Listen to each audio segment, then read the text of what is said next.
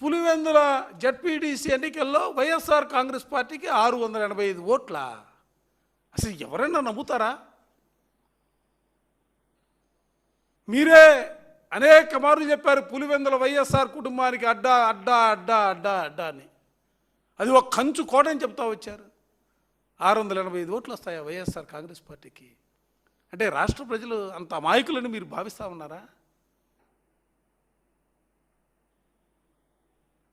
Polling రోజు ఎవరు వచ్చారు? ఓట్లు వేసింది ఎవరు?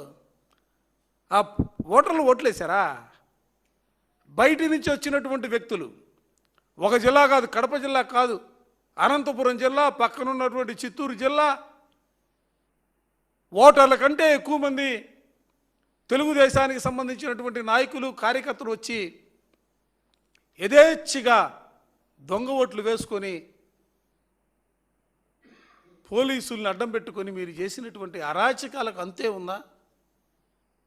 దయచేసి ఆలోచన చేసుకోమని ఈ సందర్భంగా కోరుతా ఉన్నా. ఇదే సందర్భంలో నేను ఎన్నికల కమిషన్ కూడా అడగదలుచుకున్నా. అమ్మా, మేము 35 వినతి పత్రాలని మీ చెంతకు చేర్చామే. 17 వినతి పత్రాలని వ్యక్తిగతంగా కలిసి ఇచ్చాం.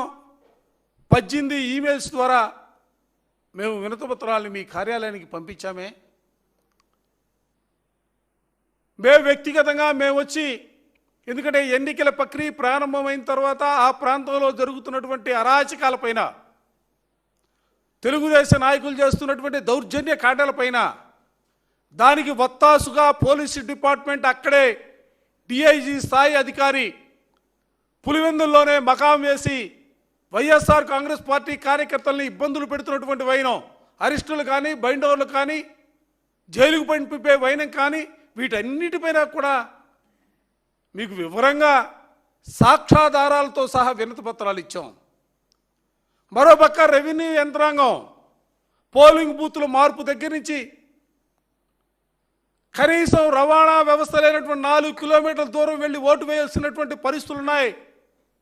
సహజంగా దేశంలో ఎక్కడైనా కూడా ఎన్నికల కమిషన్ ఓట్ల శాతాన్ని పెంచాలా, ఓటర్లు అందరూ కూడా నిర్భయంగా వాళ్ళ ఓట్లు వాళ్ళు వేసుకునే అవకాశాలు కల్పించడానికి ప్రయత్నాలు చేస్తున్నటువంటి ఈ పరిస్థితుల్లో కూడా మీరు ఓటర్లని ఓటింగ్ దూరంగా చేసేదానికి 2 కిలోమీటర్ల నుంచి 4 కిలోమీటర్లు అంతకుముందు ఉన్నటువంటి పోలింగ్ బూత్ని మార్చి ఓటర్ని ఓటింగ్ దూరం చేసినటువంటి వైనం పైన విపులీకరంగా వినతి పత్రాలు ఇచ్చామే. స్పందించరా మేడం? ఎన్నికల కమిషన్ అంటే ఒక రాజ్యాంగబద్ధమైనటువంటి స్వతంత్ర ప్రతిపత్తి కలిగినటువంటి సంస్థ.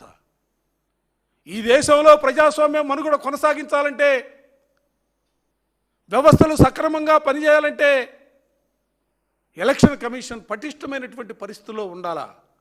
శేషన్ గారి గురించి వింటూ ఉంటాం, చరిత్ర కథలుగా చెప్పుకుంటూ ఉంటాం. అటువంటి రీతిలో ఈ ఎన్నికల కమిషన్ గారిని కూడా మేము కోరాం. ఆ పద్ధతిలో మీరు కూడా వ్యవహరించాలా, స్వతంత్రంగా ఉండాలా, నిష్పక్షపాతంగా ఎన్నికలు జరిపించడానికి మీరు ఆలోచన చేయాలా, ప్రయత్నం చేయాలా, తప్పు చేస్తున్నటువంటి అధికారులపైన చర్యలు తీసుకోవాలా. ఏ రాజకీయ పార్టీ అయితే మాల్ ప్రాక్టీస్ పాల్పడతా ఉందో వాళ్ళందరిపైన కూడా కేసులు పెట్టే కార్యక్రమం తీసుకోవాలని చెప్పి పదే మేము కోరినప్పటికి కూడా కనీస స్పందన లేనటువంటి పరిస్థితులు. దాంతోపాటుగా మేము న్యాయం కోసం న్యాయస్థానాన్ని ఆశ్రయిస్తే కోర్టులు ఇచ్చినటువంటి తీర్పు కాపీని కూడా తీసుకెళ్ళి అమ్మగారికి ఇచ్చాం.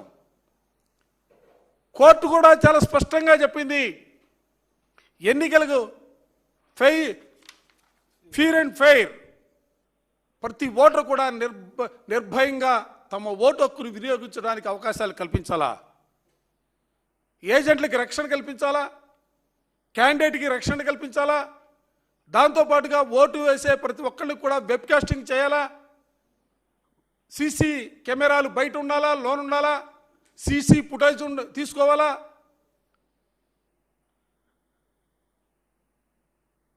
న్యాయబద్ధంగా ఎన్నికలు జరిపించాలని గౌరవ హైకోర్టు ఇచ్చినటువంటి ఆదేశాలను కూడా తీసుకెళ్ళిస్తే అసలు నిజంగా ఆశ్చర్యం కలిగింది, బాధ కలిగింది. ఎందుకంటే ఈ వ్యవస్థలో మనం ఉన్నామా? ఇంతటి దౌర్భాగ్యమైనటువంటి పరిస్థితుల్లో మన జీవనాలు కొనసాగుతూ ఉన్నాయనే భావన ఇవాళ ప్రతి ఒక్కరిలో కూడా కలుగుతున్నటువంటి పరిస్థితులు. ఓటర్లకు రక్షణ లేదు, ఓటు వేసుకోవడానికి అవకాశం లేదు. ఓటర్ల రక్షణ దేవుడెరుగు.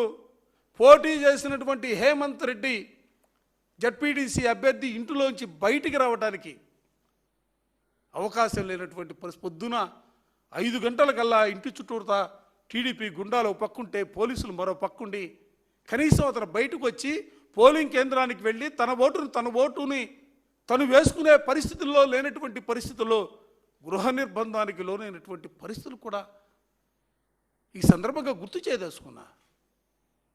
ఎటుపోతుంది ఈ ప్రజాస్వామ్యం? ఈ ప్రజాస్వామ్యాన్ని ఎవరు పరిరక్షించాలా? సాక్ష్యాధారాలతో సహా పోలింగ్ రోజు జరిగినటువంటి అకృత్యాలు, అన్యాయాల్ని మా ప్రీతమ నాయకుడు జగన్మోహన్ రెడ్డి గారు ఫోటోలతో సహా, వీడియోలతో సహా నిన్న చూయిస్తే దాని మీద ఎటువంటి కనీస ఒక్క మాట కూడా తిరుగు సమాధానం లేనటువంటి పరిస్థితులు. ఎలక్షన్ రోజున బయట ప్రాంతాల నుంచి అందరూ వచ్చి పులివెందుల ప్రాంతంలోనే నైటే మకాం వేశారు. వాళ్ళ మీద ఎటువంటి చర్యలు ఉండవు. మా ఎంపీ అవినాష్ రెడ్డి గారిని ఉదయం 5 గంటలకే ఇంటికి వెళ్ళి ఆయన అరెస్ట్ చేసే కార్యక్రమం, ఆయన ఇంట్లోంచి బయట రాకుండా సాక్షాత్తు డిఐజీ వాళ్ళ ఇంటికి వెళ్ళి కూర్చున్నటువంటి వైనం, ఇవన్నీ కళ్ళకెట్టడిగా ఇవాళ వైఎస్ఆర్ కాంగ్రెస్ పార్టీగా మేము చెప్పాల్సిన అవసరంలా ఇవాళ సోషల్ మీడియాలో వస్తూ ఉన్నాయి.